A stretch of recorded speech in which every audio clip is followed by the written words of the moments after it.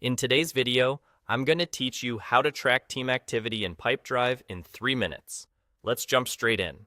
From your Pipedrive dashboard, look to the left-hand sidebar and open Insights.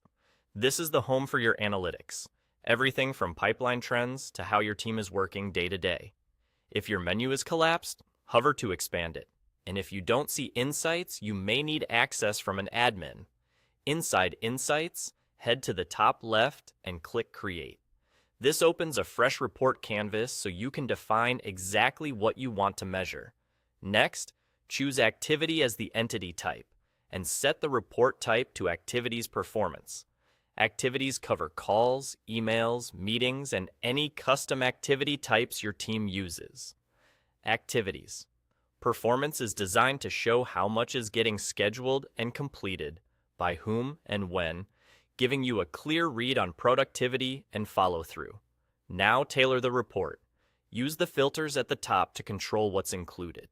Set the time frame, such as this week, last month, or a custom range. Pick specific users or teams, and choose activity types or statuses like completed versus overdue. Filters don't change your data. They simply focus the lens so your report answers the exact question you have. Then shape the visualization in the graph area.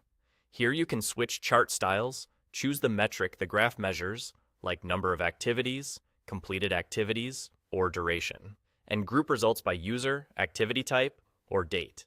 For a quick health check, many teams start with a bar chart of completed activities grouped by user, broken out weekly. Keep the time window tight at first so outliers stand out. And remember that consistency over time often matters more than a single big spike. As you experiment, you'll see the preview update immediately.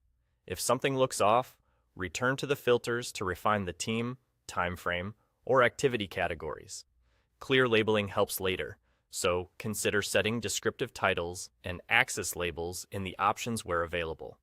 When you're happy, click Save. Give your report a clear name and, if prompted, a short description.